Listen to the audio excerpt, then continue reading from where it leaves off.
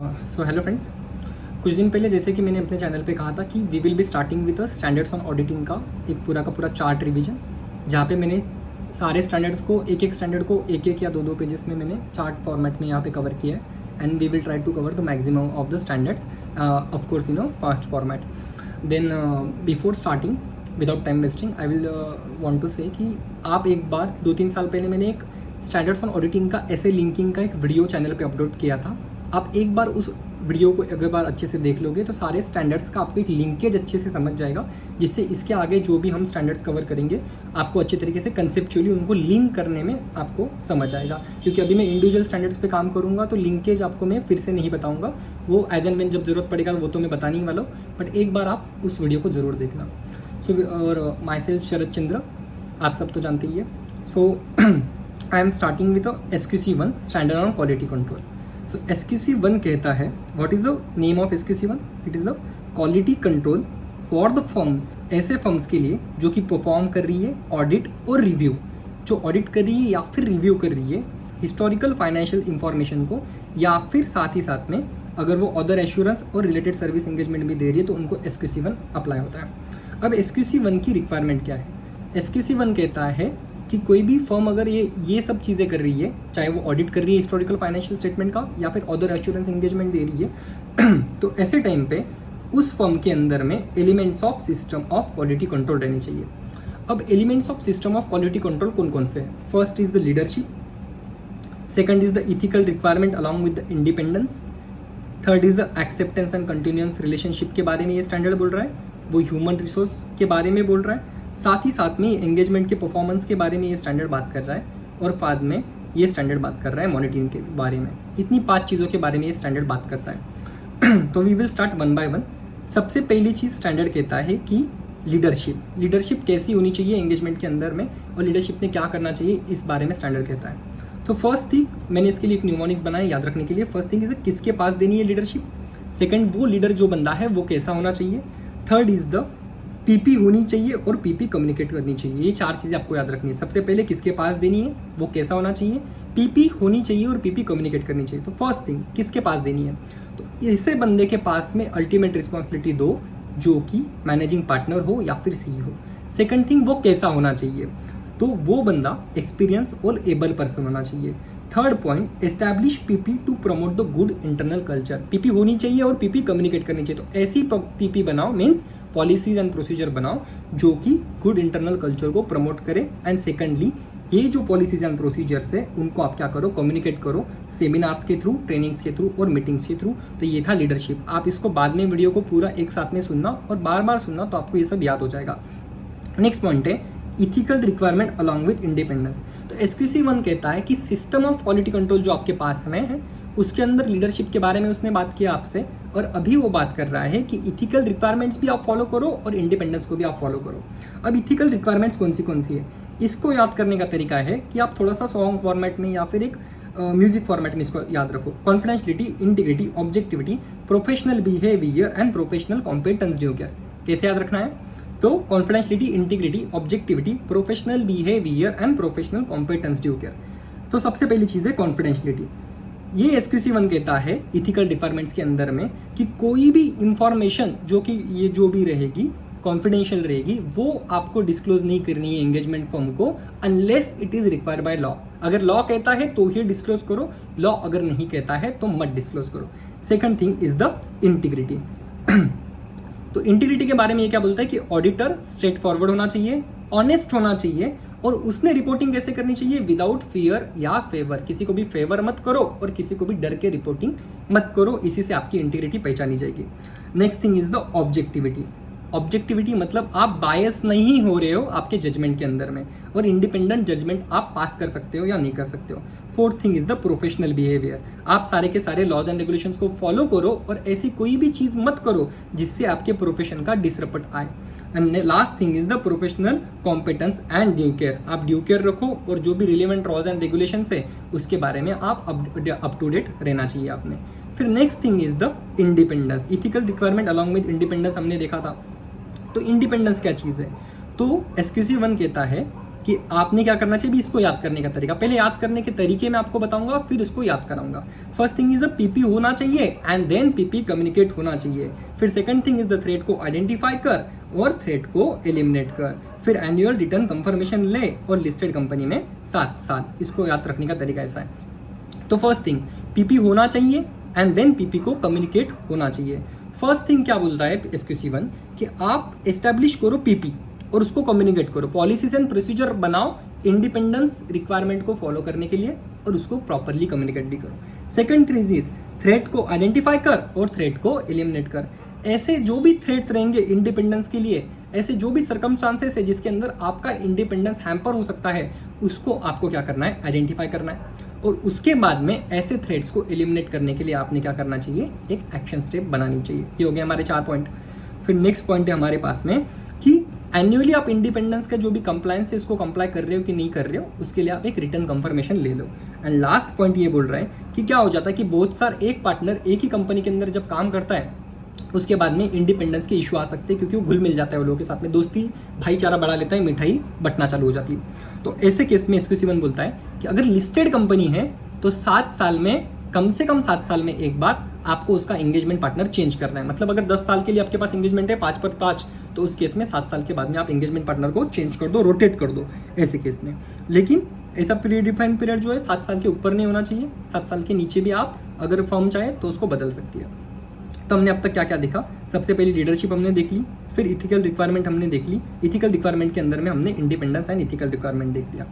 Next point है हमारे पास में acceptance and continuance of client relationship. कोई भी नया क्लाइंट आपको एक्सेप्ट करना है या फिर उस क्लाइंट को आपको कंटिन्यू करना है जो कि आपके पास एग्जिस्टिंग क्लाइंट है, तो उस केस में आपको 4 चीजों का ख्याल रखना है। 2 चीजें खुद के बारे में, 2 चीजें सामने वाले के बारे में।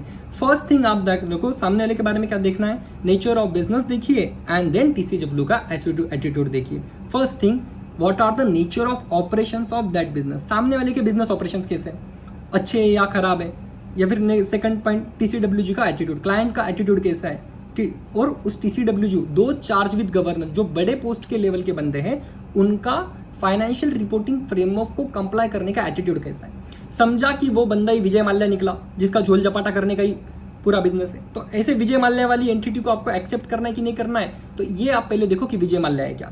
फिर नेचर ऑफ बिजनेस देखिए, समझो कि वो बिजनेस ही एकदम झोल झपाटे वाला है, तो उस केस में आपको एक्सेप्ट करना है या फिर कंटिन्यू करना है, तो आप देख सकते हो। फिर नेक्स्ट पॉइंट है खुद के बारे में देखो।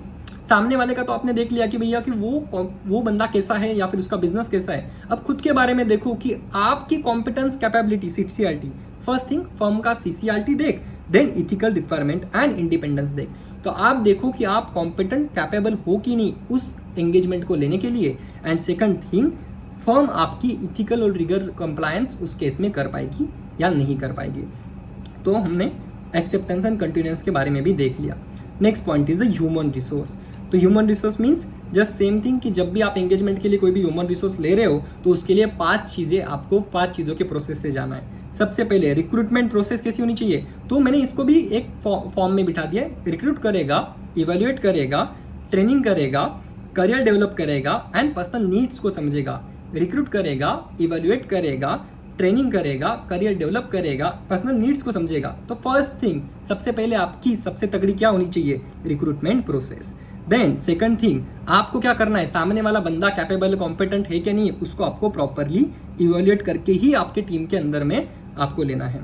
Third thing is the professional education and continuous training. एक बार आपने चार्टर्ड को ले लिया या किसी बंदे को ले लिया, तो उसको लेने के बाद में भी आप उसको कंटिन्यूअसली नई नई जो अमेंडमेंट्स आ रही है या फिर सारा जो आजकल लॉज एंड रेगुलेशंस आ रहे हैं उसके बारे में आप उसको एजुकेट करो और उसको काम सिखाने के लिए कंटिन्यूअसली ट्रेन करते रहो। फिर उसका करियर भी आपको डेवलप करना है और फिर आपको क्या देखना है कि पर्सनल नीड्स जो भी है, एस्टिमेशन ऑफ पर्सनल नीड्स, वो आपको देखनी है। तो रिक्रूट करेगा, इवेल्युएट करेगा, ट्रेनिंग करेगा, करियर डेवलप करेगा and the last thing was the personal needs को समझेगा। So this was the SQC1 के पहले 4 चीजें, leadership, ethical requirement along with independence, acceptance and continuous and human resource. तो पहले से मैं एक बार फटाफट याद करा देता हूँ। लीडरशिप के अंदर में हमने 4 चीजें देखी। सबसे पहले किसके पास लीडरशिप देनी है, तो मैनेजमेंट पार्टनर एंड CEO के पास। दूसरा, वो कैसा होना चाहिए, वो एक्सपीरियंस एंड एबल पर्सन होना चाहिए। तीसरी चीज देखनी है हमने, एस्टैब्लिश PP को एस्टैब्लिश करो, PP को कम्युनिकेट करो। तो पॉलिसीज एंड प्रोसीजर को एस्टैब्लिश करके हमको टाइम टू टाइम उनको कम्युनिकेट करना है।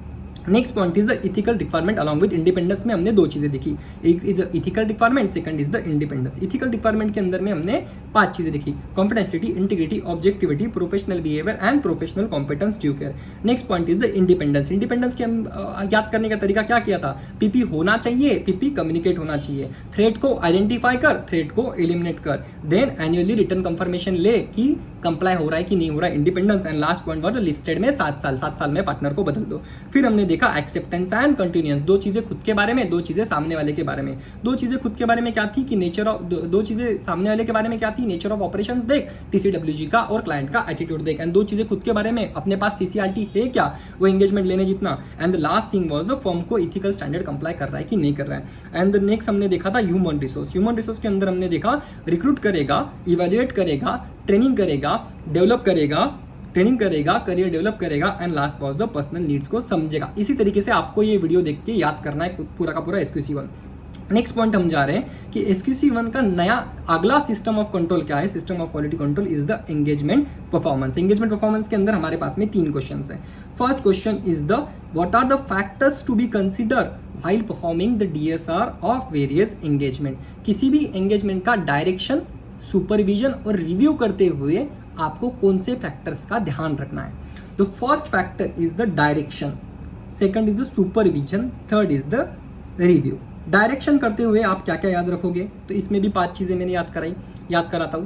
ब्रीफ करेगा, कंप्लाई करेगा, सुपरवाइज करेगा, कम्युनिकेट करेगा एंड डॉक्यूमेंट करेगा। ब्रीफ करेगा, कंप्लाई करेगा, सुपरवाइज करेगा, कम्युनिकेट करेगा एंड डॉक्यूमेंट करेगा। ब्रीफ करेगा मतलब क्या कि सबसे पहले डायरेक्शन मींस दिशा दिखानी है आपकी एंगेजमेंट टीम को, तो सबसे पहले क्या करो, एंगेजमेंट टीम को ब्रीफ करो। देन कंप्लाई करो, कंप्लाई मींस ब्रीफ करने के बाद में उसको बताओ कि एंगेजमेंट स्टैंडर्ड्स को हमको किस तरीके से कंप्लाई करना है।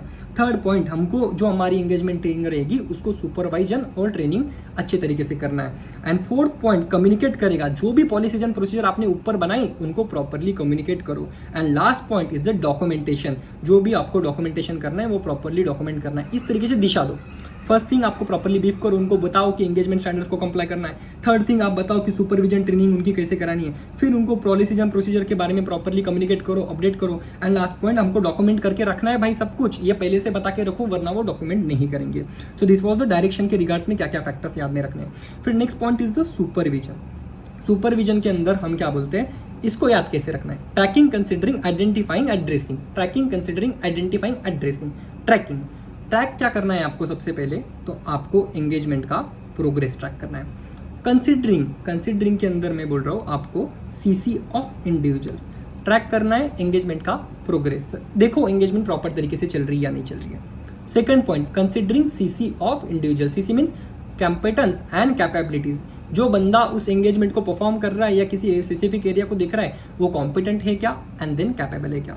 Third point is the identifying matters for the consultation. कोई मैटर ऐसा आ गया जिसके लिए कंसल्टेशन जरूरी है, तो ऐसे मैटर्स या फिर जो एरियाज है उनको आइडेंटिफाई करो जिसके लिए आपको सोच विचार विनिमय की जरूरत है। And last point is addressing, addressing the significant matters. कुछ बड़े मुद्दे उछल के आते हैं, चलो इन्वेंट्री के अंदर झोल है या किसी स्पेसिफिक एरिया के अंदर झोल है, तो आपको क्या करना है, एड्रेस करना है उस स्पेसिफिक इशू को। Tracking, considering, identifying and addressing. Tracking, considering, identifying and addressing, बस ये 4 शब्द याद कर लो, आपको अपने आप बाकी सब याद रह जाएगा। फिर आपका नेक्स्ट पॉइंट आता है रिव्यू। तो आपने डायरेक्शन कर दिया, दिशा दिखा दी, जैसे जैसे काम कर रहे बंदे तो आप सुपरवाइज करना चालू कर दिए। सुपरवाइज के बाद में उन सब ने काम कर दिया, अब आपको क्या करना है, रिव्यू करना है। रिव्यू के अंदर आप क्या क्या करोगे, तो first thing is the work has to be perform in accordance with the professional standard. Professional standard के हिसाब से काम किया क्या, तो वर्क परफॉर्म हुआ, वर्क डॉक्यूमेंट हुआ। तो वर्क परफॉर्म कैसे हुआ, प्रोफेशनल स्टैंडर्ड्स के हिसाब से हुआ क्या। Second is the work document हुआ, जो भी वर्क परफॉर्म हुआ है उसको डॉक्यूमेंट किया कि नहीं किया। फिर नेक्स्ट पॉइंट है सिग्निफिकेंट मैटर, एड्रेस किया, AS को रिवाइज किया। Addressing the significant matters for further consideration, जो सिग्निफिकेंट मैटर आपने पहले पहचाने थे उनको फर्दर कैसे आगे बढ़ाना है वो रिव्यू के टाइम पे देखो। एंड लास्ट टाइम फिर देखो कि AS को रिवाइज किया। फिर अगर ऐसा लगता है कि ओवरऑल ऑडिट स्ट्रेटेजी जो थी, जो कि हम बाकी स्टैंडर्ड्स में देखेंगे, उसको रिवाइज करने की जरूरत है क्या, मॉर्टेलिटी बढ़ानी है क्या, नहीं बढ़ानी है क्या चेक करना है, इस टाइम पे आप देखो। रिव्यू के टाइम पे आप ये डिसाइड कर सकते हो कि अभी और ज्यादा प्रोसेसेस हमको लगानी है क्या, ये सब आप आगे चल के देख सकते हो। And last point, objective of the engagement has been achieved and SAE has been achieved. तो ऐसी से सिग्निफिकेंट ऑडिट एविडेंस आपको मिला है कि नहीं मिला है, और जो भी आपका ऑब्जेक्टिव था एंगेजमेंट का वो आपको अचीव हुआ है कि नहीं हुआ, ये आपको रिव्यू करते टाइम ये 5 चीज़ें देखनी है। फर्स्ट थिंग वर्क परफॉर्म हुआ, देन वर्क को क्या हुआ, डॉक्यूमेंट हुआ। तो फर्स्ट थिंग इज वर्क को परफॉर्म करो, स्टैंडर्ड्स के हिसाब से हुआ कि नहीं हुआ चेक करो, और सेकंड पॉइंट हमने बोला कि वर्क को डॉक्यूमेंट करो, वो हुआ कि नहीं हुआ चेक करो। Second thing, third thing, significant matter हमने एड्रेस किया, एएस को रिवाइज किया। सिग्निफिकेंट मैटर्स कोई होंगे तो उनको एड्रेस करो, और ओवरऑल ऑडिट स्ट्रेटेजी रिवाइज करने का जरूरत है क्या वो देखो। And last point is the objectives of the engagement has been achieved and SAE has been obtained. Engagement का ऑब्जेक्टिव अचीव हुआ है क्या, और एसएई मतलब ही सिग्निफिकेंट ऑडिट एविडेंस हमको मिला है कि नहीं मिला है, sufficient and appropriate audit evidence हमको मिला है कि नहीं मिला है, ये हमको चेक करना है। तो this for the engagement performance के अंदर के कौन से फैक्टर्स थे जो कि हमको कंसिडर करने हैं डीएसआर के लिए। So this for the points हमने एंगेजमेंट परफॉर्मेंस देखे। अब सेकंड थिंग हम आगे जा रहे हैं एंगेजमेंट डॉक्यूमेंटेशन के ऊपर। हमने देखा था कि हमको डॉक्यूमेंट करना भी जरूरी है, रिपोर्टिंग के अंदर हमने देखा था, रिव्यू के अंदर देखा था। तो डॉक्यूमेंटेशन के अंदर हमको याद करने का तरीका है, सबसे पहले assembly file lodge and regulation के हिसाब से है क्या वो देख, अगर कितने दिन, अगर वो नहीं है तो 7 दिन के अंदर में उसकी असेंबली कर। अगर ये जो असेंबली तूने डॉक्यूमेंटेशन की उसको तूने क्या करना चाहिए, सिक्योर करना चाहिए। और सिक्योर कितने साल तक रखना है, 7 सालों तक रखना है। और अल्टीमेटली ये डॉक्यूमेंटेशन किसकी प्रॉपर्टी है, तो ये प्रॉपर्टी फर्म की है। तो first thing, completion of assembly file should be as per time limit defined by the laws and regulation. जो भी आपने काम किया है उसको डॉक्यूमेंट करके आपको क्या करना है, आर्काइव करना है। तो वो कितने टाइम लिमिट में करोगे, तो लॉज एंड रेगुलेशन में जो टाइम बोला है उसके हिसाब से करोगे। अगर लॉज एंड रेगुलेशन में कुछ टाइम लिमिट नहीं बोली गई है तो आपको क्या करना है, 60 दिन के अंदर अंदर उसको आपको असेंबल करना है। फिर नेक्स्ट पॉइंट है कि लेकिन बस असेंबल करके चलेगा क्या, तो उसकी सिक्योरिटी के लिए, कॉन्फिडेंशियलिटी के लिए, इंटीग्रिटी के लिए आपने प्रॉपर कंट्रोल्स लगाने चाहिए। और उसके बाद में ये जो डॉक्यूमेंटेशन आपने रखा है वो 7 साल तक आपको रखना है। 7 साल तक कोई भी आके आपको ये मांग सकता है। लेकिन लास्ट मुद्दा है कि ये सब डॉक्यूमेंटेशन प्रॉपर्टी किसकी है, ये प्रॉपर्टी फर्म की है। क्लाइंट को भी अगर चाहिए तो क्लाइंट रिक्वेस्ट कर सकता है, और फर्म अगर चाहे तो फर्म देगी या नहीं देगी ये फर्म का डिस्क्रिप्शन है। क्लाइंट आपको बोल नहीं सकता है कि मुझे डेटा दे दो, या कोई और बंदा आपको नहीं बोल सकता है unless complied by the laws and regulation. तो ये हमने देखा क्या क्या चीजें थी। सबसे पहले लॉज एंड रेगुलेशंस को देख, लॉज एंड रेगुलेशंस में नहीं बोला है तो 60 दिन के अंदर अंदर असेंबलिंग कर। ये कैसे करेगा, तो सिक्योरिटी ब्रीच नहीं होना चाहिए, तो डॉक्यूमेंटेशन पे सिक्योरिटी लगा और 7 साल तक इसको रख, और 7 साल में रखने के बाद में अल्टीमेटली प्रॉपर्टी बन जाएगी फर्म की। ये हमने देख लिया।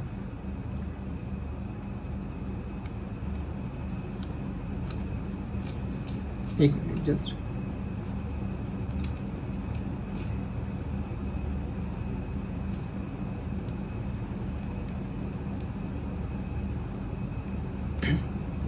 ठीक है। तो यहाँ तक हमने देख लिया। ये देखने के बाद में हम नेक्स्ट पॉइंट पे जाते हैं, engagement quality control and review.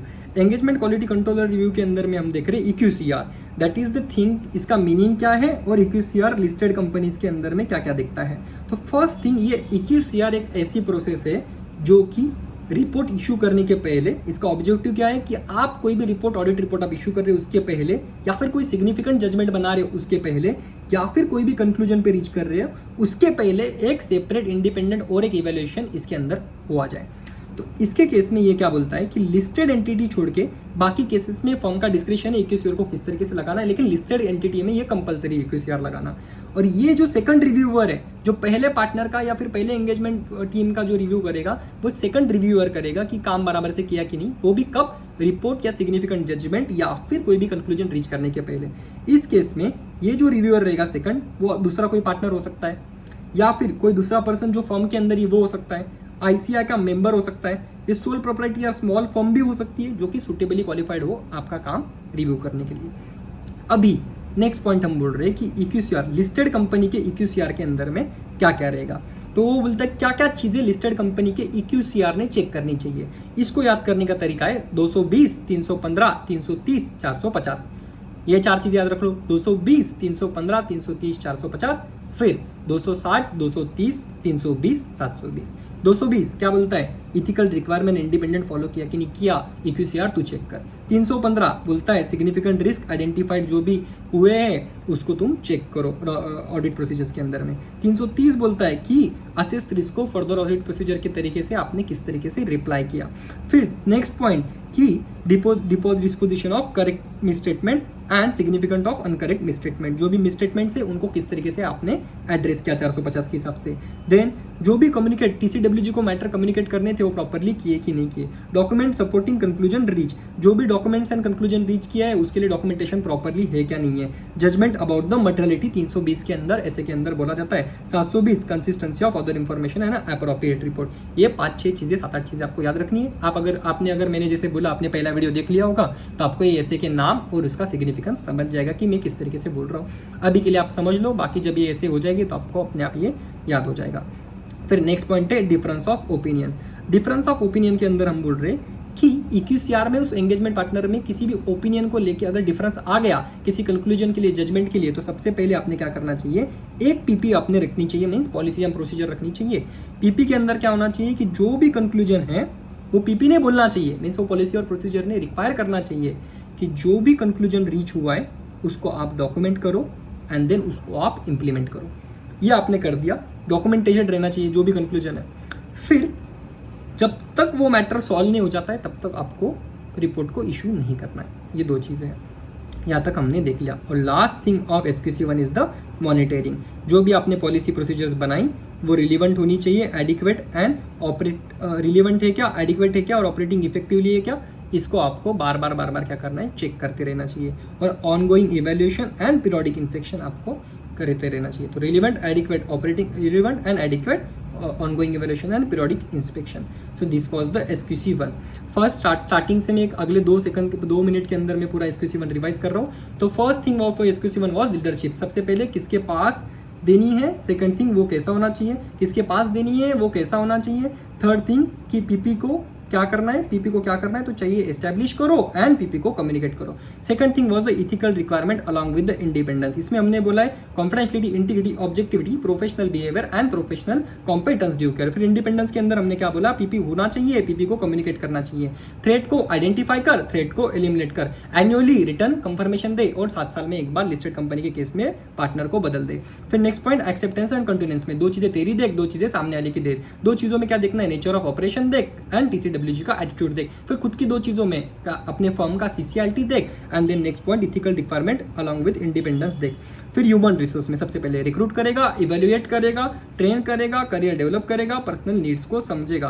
Then next point पे जाते हैं हम एंगेजमेंट परफॉर्मेंस। एंगेजमेंट परफॉर्मेंस के अंदर कौन से फैक्टर्स है जो आपको DSR के अंदर में देख रहे हैं, direction, supervision and review. Direction के अंदर में आपको क्या देखना है, ब्रीफ करेगा, कंप्लाई करेगा, सुपरवाइज करेगा, कम्युनिकेट करेगा एंड डॉक्यूमेंट करेगा। फिर सुपरविजन के अंदर हम जाते हैं तो 4 चीजें, tracking, considering, identifying and addressing.